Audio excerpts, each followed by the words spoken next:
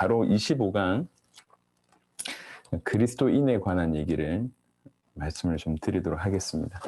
그리스도인이라고 할 때 성경에는 딱 3번 정도 언급됐다고 제가 찾아보니까 그렇더라고요. 사도행전 11장 26절에 만남이 안디옥에 데리고 와서 둘이 교회에 1년간 모여있어 큰 무리를 가르쳤고 제자들이 안디옥에서 비로소 그리스도인이라 일컬음을 받게 되었더라. 분명 칭찬의 의미도 있지만 처음에는 조롱의 의미가 있지 않았나. 우리 한국에도 뭐 예수쟁이 이런 말이 있지 않습니까? 분명히 처음에는 조롱의 의미가 있었지만 실제로 이게 아예 고유명사가 되어서 존경의 의미 또한 담게 되지 않았나 생각을 합니다. 사도행전 26장 28절에 아그리빠가 바울에게 이르되 네가 적은 말로 나를 권하여 그리스도인이 되게 하려 하는도다. 이렇게 얘기할 정도면 이미 그리스도인이라고 하는 어떤 이 별칭 파다하게 퍼졌다는 거죠. 아그리빠 왕이 이렇게 표현할 정도면요. 베드로전서 4장 16절에 만일 그리스도인으로 고난을 받으면 부끄러워하지 말고 도리어 그 이름으로 하나님께 영광을 돌리라.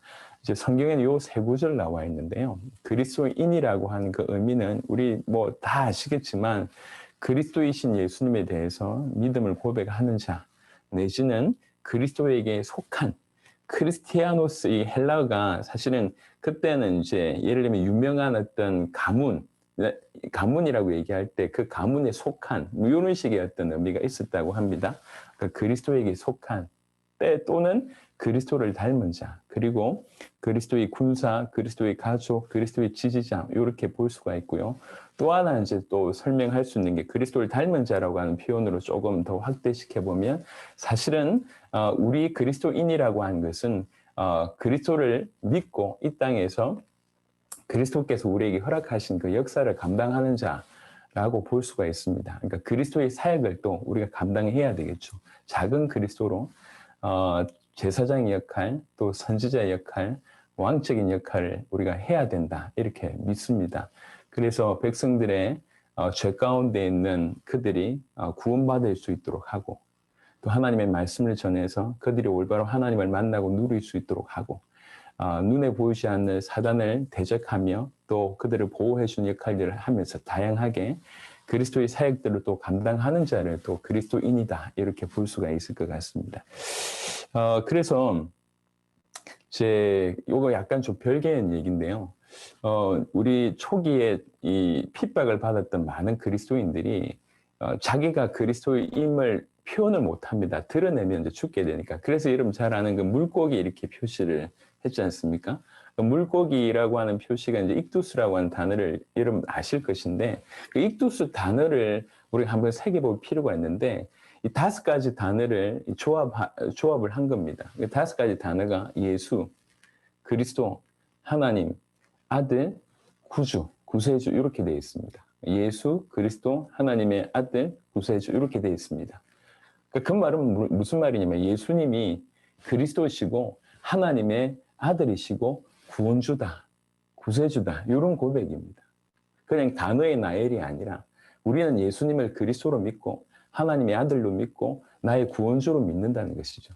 그러니까 정확하게 우리가 영접을 할 때는 어떤 의미로 영접하냐면 하나님의 아들 그리스도이신 이 예수님을 나의 주인으로 모실 때 이런 차이입니다. 그러니까 하나님의 아들 그리스도라고 하는 것은 객관적인 사실이고 그 객관적인 사실인 그 예수님을 나의 주인으로 나의 구원자로 모시는 이건 어떻게 보면 우리와의 관계적인 측면이지 않습니까? 그러니까 나는 예수님을 하나님의 아들 그리스도이신 예수님을 믿고 그분이 나의 구원주, 나의 주인으로 믿는다. 이런 고백이 ik두스 안에 사실은 들어있다고 생각을 합니다. 그래서 그냥 단어의 나열이 아니라 그들의 신앙이 그 안에 담겨져 있는 거죠. 예수님이 그리스도시고 하나님의 아들이시고 구주라고 나는 믿는다. 나는 그런 믿음을 가지고 있다. 이런 고백들을 이제 ik두스로 표현했다고 합니다. 사실 이제 그런 어떻게 보면 카타콤 같은 경우에는 일평생 빛을 보지 못하고 죽었던 많은 사람들도 있었는데 그 사람들도 사실은 동일한 요 신앙 가지고 살았다는 거죠. 이 신앙 때문에 자기의 모든 삶을 포기하면서 살아냈는데 지금 우리가 정말로 이 신앙을 진실로 회복해야 되지 않는가 생각을 합니다. 그냥 우리가 익숙한 그냥 단어 나열이 아니라 정말로 예수님을 그리스도로 하나님의 아들로 우리 구세주로 이렇게 믿는, 이게 그들뿐만 아니라 지금 우리에게도 필요하고 사실은 전 세계에 이 믿음이 필요한 겁니다. 사실 전 세계의 모든 민족, 모든 교회, 모든 성도 다 이렇게 이 믿음이 전달돼서, 이 복음과 이 믿음이 전달돼서 한꺼번에 일어나는, 그래서 전 세계를 같이 복음화하는, 하나님이 그걸 원하신다고 생각을 합니다. 그를 위해서 할 수만 있다면 먼저 힘을 다해서 수고할 자들을 지금 먼저 부르시는 중에 또 저와 여러분들 하나님께서 먼저 부르시지 않았나, 이렇게 이제 여겨집니다. 자, 이 그리스도인의 정체성은요, 로마서 1장 6절에 보니까 너희도 그들 중에서 예수 그리스도의 것으로 부르심을 받은 자니라.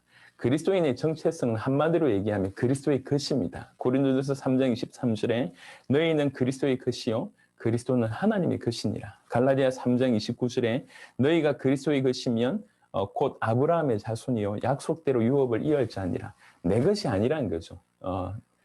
나라는 존재가 정말 예수님을 나의 주인으로 모시는 그 순간부터 우리는 그리스도의 소유가 됩니다.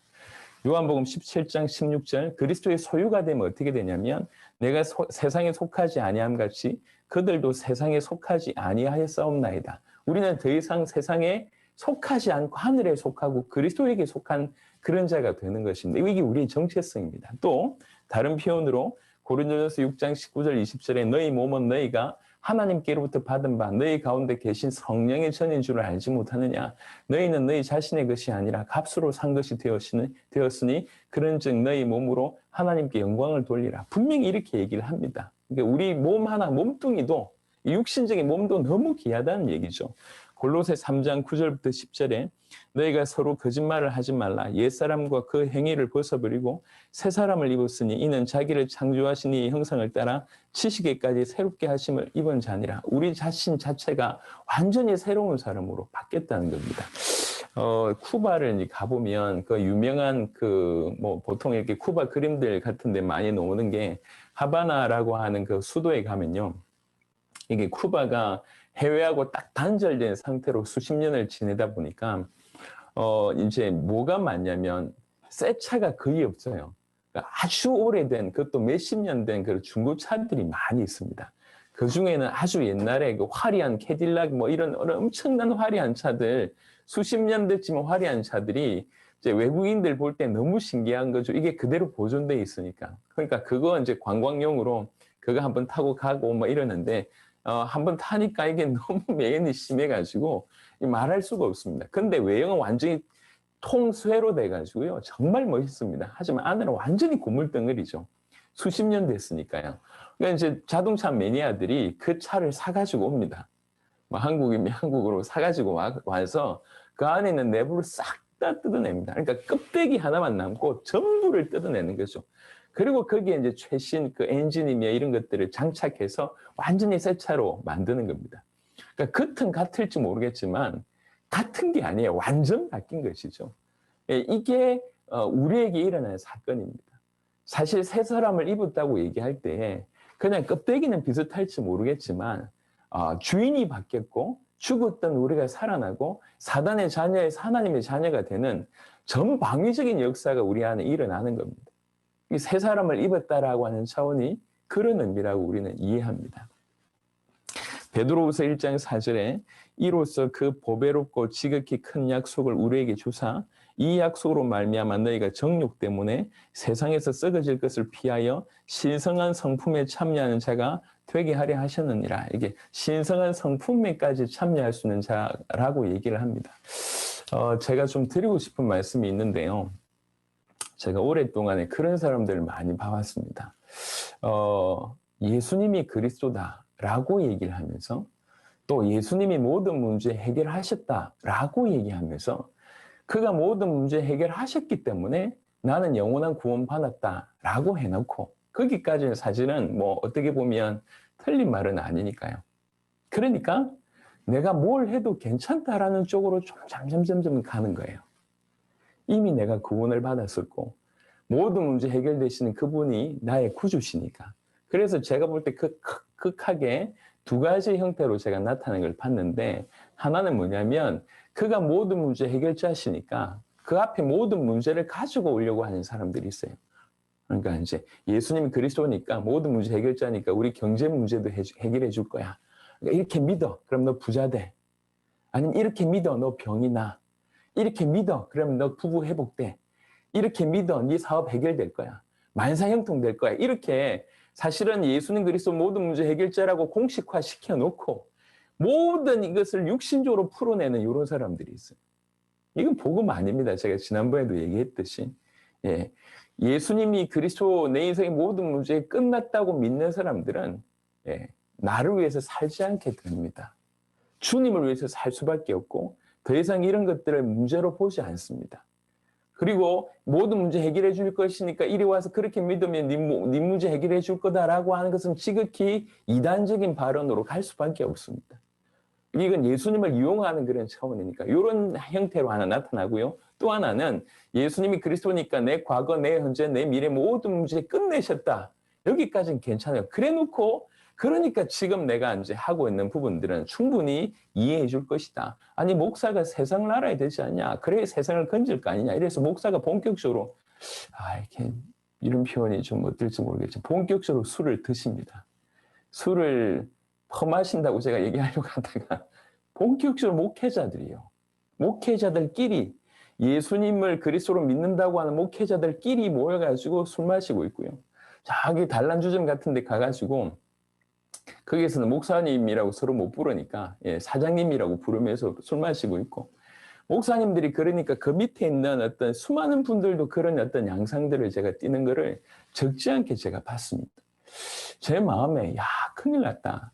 교육 전도사가 대학생들을 불러놓고 우리가 세상을 알아야 되지 않냐. 우리가 복음을 받았는데. 그러니까 대학생들 데려가지고 호프집을 갑니다. 말도 안 되는 일이 이제 벌어지는 것이죠. 그러니까 술을 마신다. 이건 사실 얼마든지 그럴 수 있는데 중요한 건 뭐냐면 그 선을 넘어버리기 시작하니까 이 배경에 오만 가지 엄난한 것부터 시작해서 뭔가 따라온 걸 많이 봤어요. 그러면서도 정말 당당하게 난 예수를 그리스도 믿는다고 얘기합니다. 나는 구원받았다고 얘기를 합니다.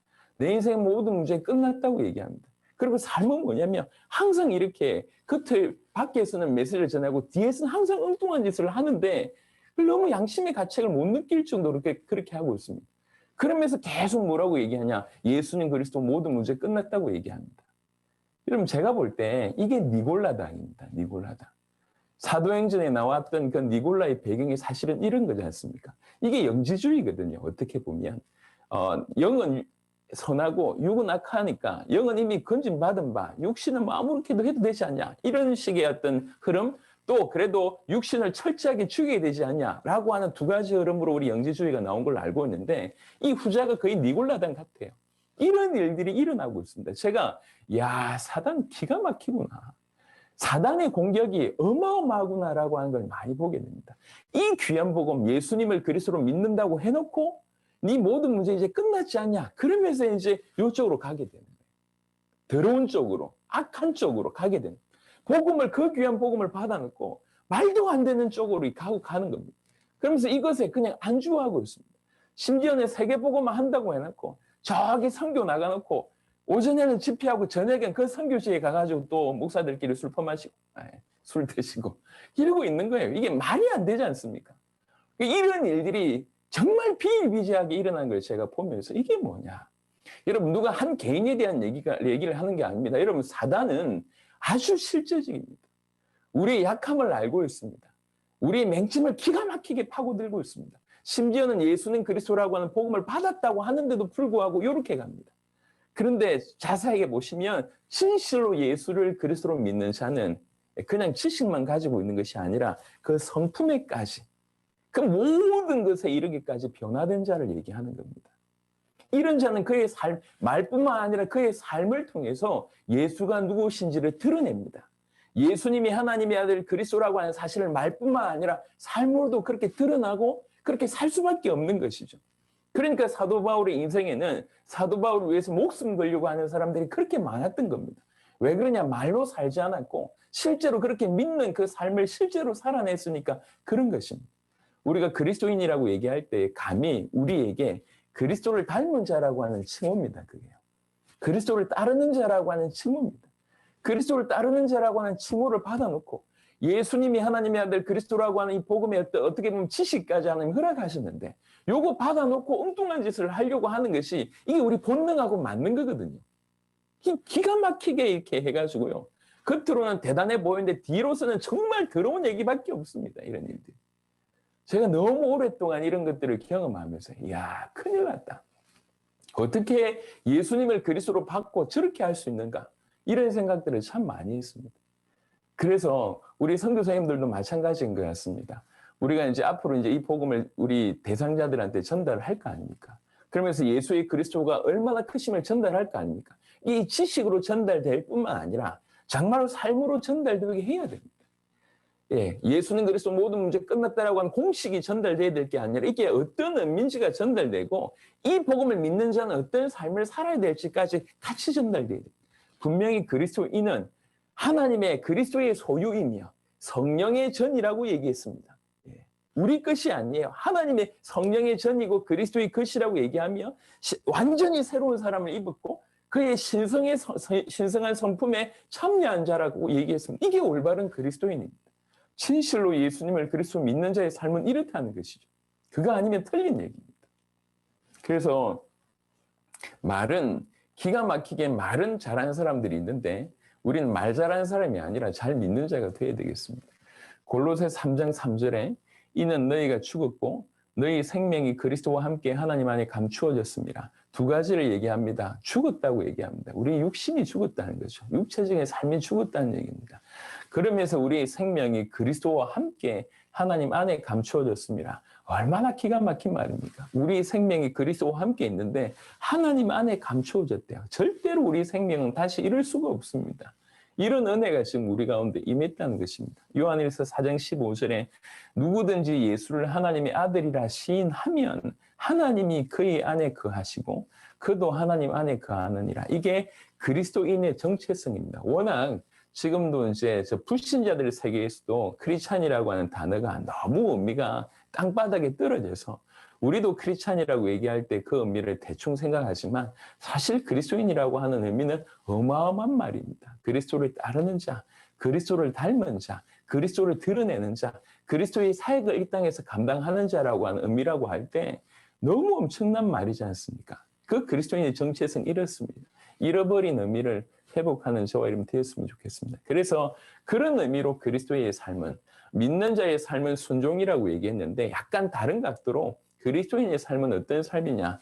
베드로전서 2장 21절에 이를 위하여 너희가 부르심을 받았으니 그리스도도 너희를 위하여 고난을 받으사 너희에게 본을 끼쳐 그 자취를 따라오게 하려 하셨느니라. 그리스도인은 그 자취를 따라가는 사람입니다.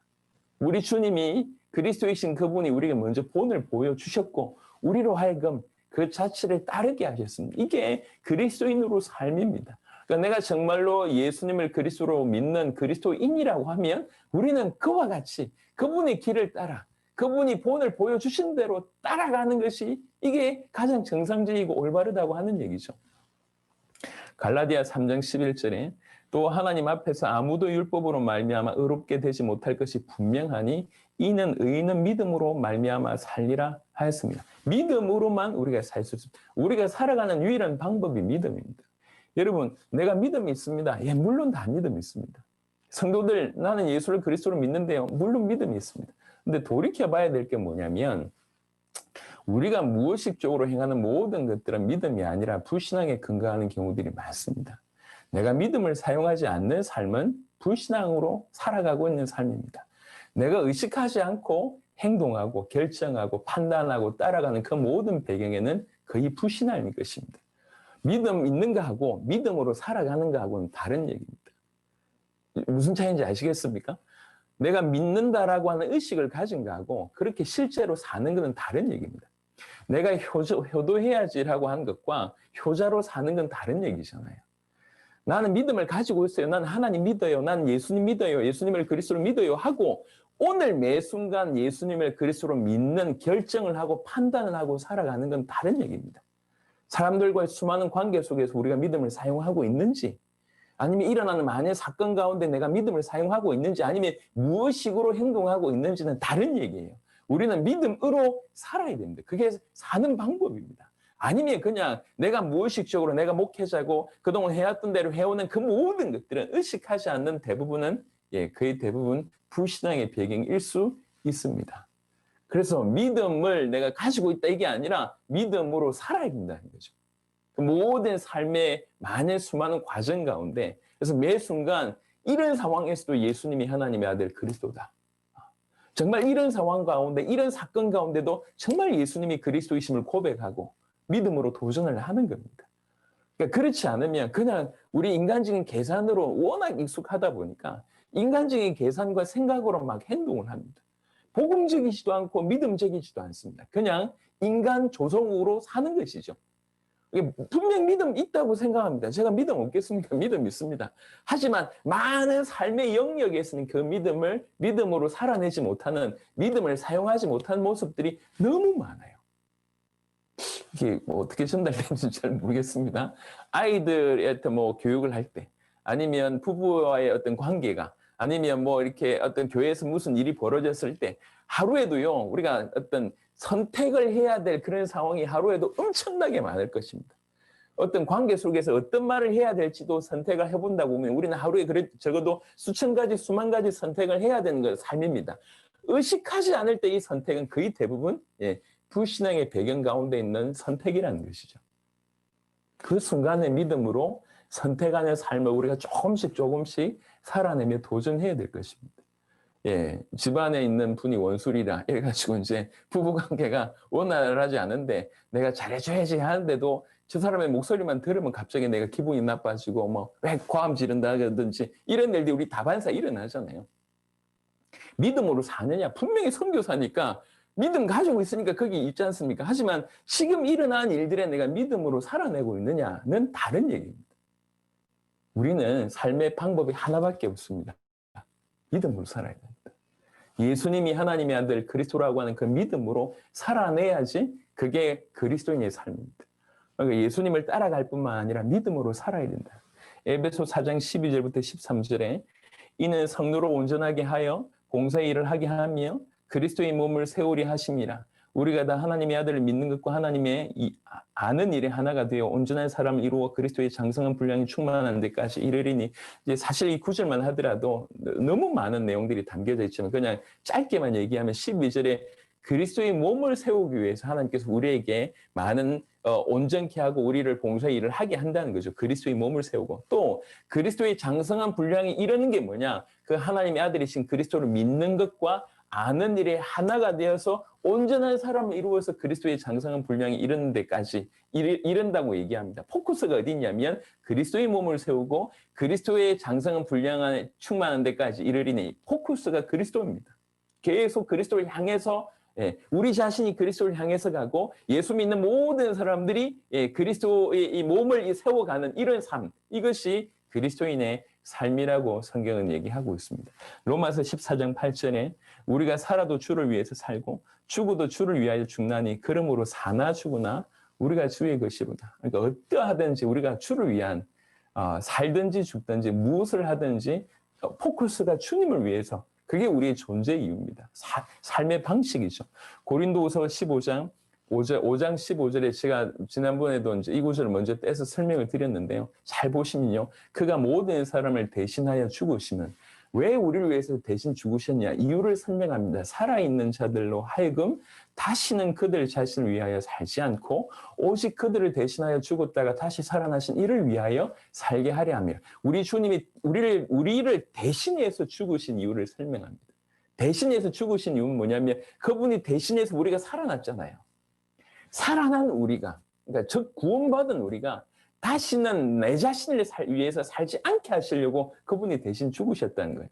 나를 위해서 살지 않고 나를 위해서 죽으신 바로 그분을 위해서 살게 하시려고 그분이 나를 대신해서 죽으셨다고 합니다. 그래서 예수님을 구주로 믿는 그리스도인들은 자기를 위해서 사는 자가 아닙니다. 자기를 위해서 사는 자가 아니고 주님을 위해서 사는 자가 예수 믿는 자입니다. 그런데 예수를 믿는다고 하면서 결국 자기를 위해서 산다. 예수 믿는 게 아니라는 거죠. 어떻게 공식적으로 설명하면 그렇습니다. 우리는요, 자세하게 보면 나를 위해서, 내 가정을 위해서, 내 교회를 위해서, 내 사역을 위해서 주님을 위한다고 얘기하지만 전부 결국 이것인 경우들이 너무 많은 것 같아요. 어떤 분이 그렇게 얘기합니다. 자기 아들이 대학 합격하는 것이 세계복음화래요. 자기 아들이 대학 합격해가지고 열심히 해서 영광 받으시고 큰일을 할 거니까 자기 아들이 대학 합격하는 것이 세계복음화고, 자기 교회가 부흥되는 것이 세계복음화고, 자기 사역이 커지는 게 세계복음화라고 막 얘기하더라고요. 그랬으면 좋겠다고 제가 말씀드렸습니다. 그랬으면 좋겠다. 그랬으면 좋겠는데 진짜 그러냐? 정말로 세계복음화 그 간절한 소원 때문에 당신의 사역과 당신의 가족과 당신이 지금 하는 일들의 복을 받아야 되냐? 그렇다고 하면 하나님 역사하실 것이다. 근데 우리는요, 핑계나 이유로 세계복음화를 해놓고 요거 때문이라고 얘기해놓고 실제로는 자기 이속을 챙기는 이런 일들이 우리 가운데 너무 다반사합니다. 그걸 하나님이 알아요. 우리 교회 부흥되는 게 세계복음화입니까? 우리나라에 큰 교회들 많습니다. 다 그렇게 부흥했겠죠. 큰 교회를 비난하는 게 아닙니다. 큰 교회 되고 나서 과연 세계복음화 얼마나 하고 있습니까? 묻고 싶습니다. 예, 세계복음화를 위해서 사역이 부흥된다고 얘기합니다. 그래서 어떤 큰 선교단체나 아니면 수많은 단체들이 조직됐습니다. 과연 세계복음화가 얼만큼 진행되고 있습니까? 양심적으로.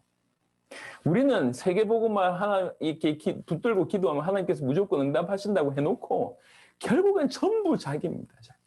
자기 가정, 자기 이렇게 자기 사역, 자기 교회, 자기 집, 자기 전부 자기 배를 불리는 그런 부분이죠.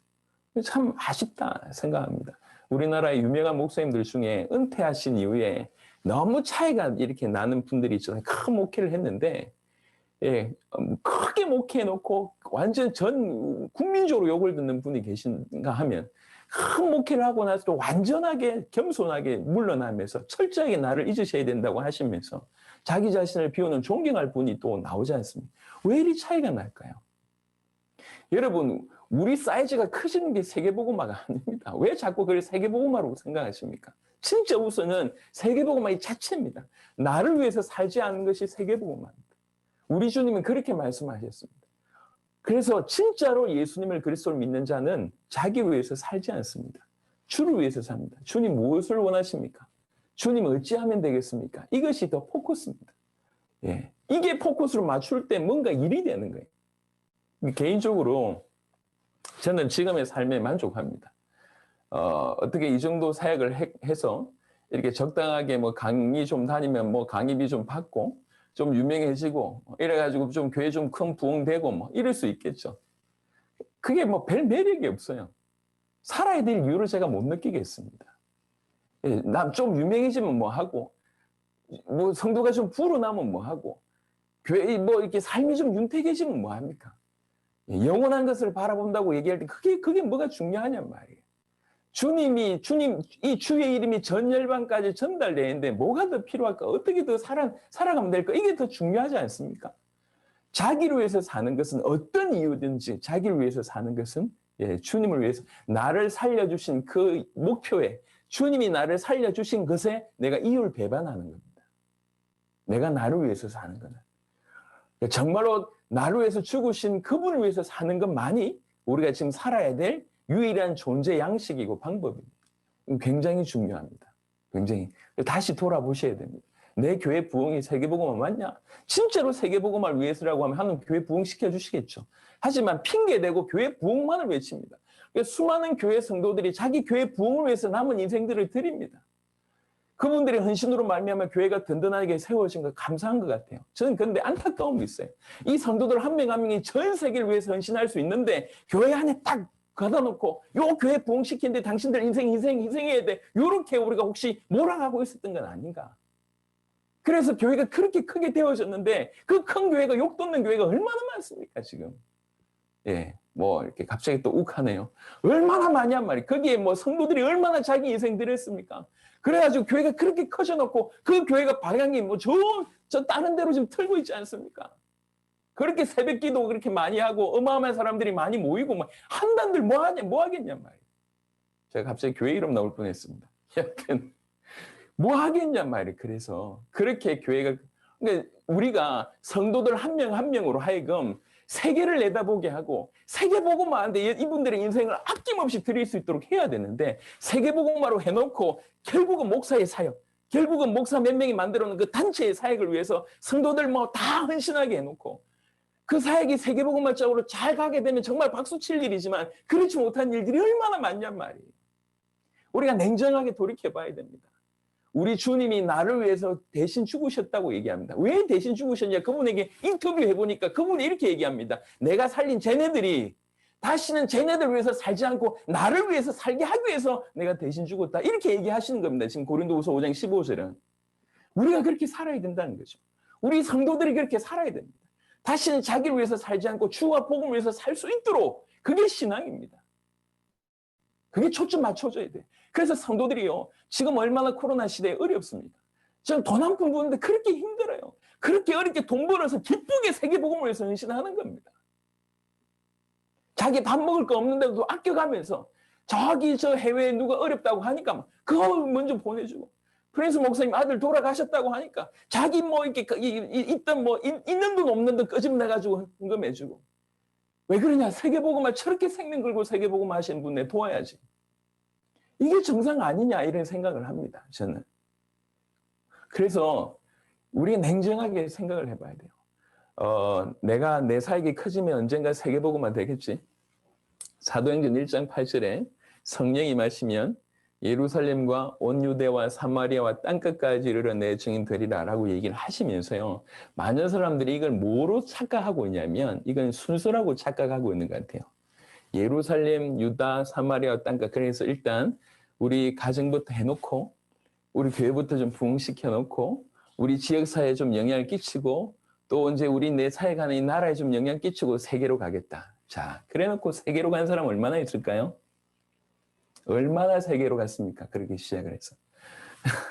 저희 아버님 욕을 또 좀 해야 되겠는데 저희 아버님이 저한테 그렇게 얘기해서 그때 어제 쫓아낼 때 네가 네 애비도 복음 못 전하는 놈이 무슨 세계복음 아니야? 이렇게 얘기를 하시더라고요. 맞는 얘기잖아요. 그래서 예, 맞다고 해놓고 제가 만약 그 말을 듣고 우리 아버지가 복음화 될 때까지 움직이지 않았다고 하면 세계복음화 없습니다. 여기 지금 아버님 들어와 계신데 안 맞습니까? 이게요, 순수가 아니에요. 이건 동시입니다. 사도행전 2장에 처음부터 15개 나라 사람 와 있었다고요. 처음부터. 전 세계를 살리면서 우리 교회를 살리는 거예요. 내 교회와 전 세계를 같이 보는 겁니다. 쏙지 마십시오. 그래서요, 선교도 교회 커지고 나서 선교하겠다. 선교하는 사람은 없습니다. 해봐야 교회 큰 재정의 아주 일부입니다. 선교는 처음부터 해야지 끝까지 갑니다. 개척교회 때 선교하는 교회가 예, 큰 교회가 돼도 선교하는 교회가 되는 것입니다. 거짓말하면 안 돼요. 거짓말하면. 그러니까 내 교회, 이 사역이 커지면 언젠가 주님 조금만 기다리십시오. 좀 커지면 이제 어찌 하겠습니다. 우리 한두 번 속습니까? 그게 주를 위한 마음이 아니에요. 우리 성도들도 마찬가지입니다. 우리 성도들이 가슴 속 깊이 예수님을 믿는 것이 어떤 것인지가 전달되어져야 됩니다. 예수님을 그리스도로 믿는다고 하는 것은 나를 위해서 사는 삶이 아닙니다. 주님을 위해서 처음부터 이 포커스가 주님을 위해서 맞춰진 그런 삶입니다. 완전히 다를 수밖에 없는 것이죠. 마태복음 16장 24절에 이에 예수께서 제자들에게 이르시되 누구든지 나를 따라오려거든 첫 번째 존재 조건이 뭐냐면 자기를 부인하고 이렇게 됩니다. 자기 십자가를 지고 나를 따를 것이니라. 자기를 부인하고 이 부분도 우리가 설명이 좀 필요할 것 같은데요. 이거는 그냥 자기 자신을 예수 믿고 나서 내가 참아야지 이거 아닙니다. 내가 낮아져야지 이거 아닙니다. 예. 예수님이 나를 위해서 죽으셨고 그가 내 모든 문제를 끝내셨다고 진실로 믿으시면, 그리고 그가 나와 함께 계셨다고 하는 것은 더 이상 내가 나를 위해서 살 필요가 없구나라고 하고 깨달아진다고 하면 자기를 위해서 살지 않는 겁니다. 이게 자기를 부인하는 거예요. 그냥 성격 죽이는 게 아니라니까. 무조건 참아야지 이게 아니에요. 우리는 잘못 이해했습니다. 그런 차원이 아닙니다. 내 모든 문제가 끝났구나. 주님이 십자가와 부활로 그 완벽한 능력으로 끝내셨구나. 이렇게 믿어지면 나를 위해서 살 수 없고 오직 주를 위해서 살 수밖에 없는 거죠. 그러니까 주님을 위해서 살 수밖에 없는 자가 당연히 자기를 부인하는 인생 될 거 아닙니까? 그렇지 않습니까? 이 믿음에서 출발되는 그의 십자가가 내 모든 것을 끝냈다. 여기 이 믿음으로 시작된 게 신앙생활이라는 얘기예요. 무조건 자기를 죽이고 뭐 자기를 낮추고 뭐 이렇게 비우고 이런 작업이 아닙니다. 이런 작업이 전제된다고 할 때 우리 도대체 언제 주님 따르겠습니까? 어느 만큼 되면 자기를 부인할 건데요. 예, 여러분 자기를 부인하십니까? 얼만큼 낮추십니까? 그게 기본 조건이라고 얘기하는데 우리가 영원히 살아도 우리 부인을 다 못할 거 아닙니까? 그런 차원이 아니고 믿음을 얘기합니다. 모든 것을 주께서 그분의 십자가는 완벽하구나. 그분의 십자가와 부활로 내 모든 것을 완벽하게 끝내셨고 그분이 나와 함께 계시다고 하는 것은 이미 끝난 게임이 아니냐 이거죠. 근데 왜 내가 나를 위해서 걱정합니까? 죽기를 두려워할 필요가 없는 거 아닙니까? 영원한 것까지 그분이 끝내셨다. 이런 믿음을 우리가 더 사모해야 된다는 것이. 이런 자는 자기를 위해서 살지 않습니다. 원래도 저는 태생적으로 이기주의자들을 굉장히 싫어합니다. 자기 거 챙기고 이런 놈들을 아주 뭐 알레르기 반응을 보이면서 제가 싫어하는데 그런 차원이 아닌 것 같아요. 이거는. 그냥 무조건 남들한테는 친애다 이런 개념도 아니고 그가 내 모든 문제를 끝내셨다. 그 믿음이 자기를 부인하는 그런 아주 당연한 결과를 낳는 것입니다. 로마서 12장 1절부터 2절에 그러므로 형제들아 내가 하나님의 모든 자비하심으로 너희를 고나노니 너희 몸을 하나님이 기뻐하시는 거룩한 산 제물로 드리라. 이는 너희가 드릴 영적 예배니라. 너희는 이 세대를 본받지 말고 오직 마음을 새롭게 함으로 변화를 받아 하나님이 선하시고 기뻐하시고 온전하신 뜻이 무엇이든지 분별하도록 하라. 다 얘기할 수는 없겠고요.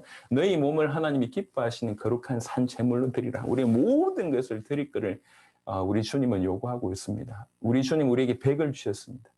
우리에게 100을 원하십니다. 우리가 그분에게 우리 100을 드릴 때 하나님이 어떻게 역사하시는지 보라는 것이죠.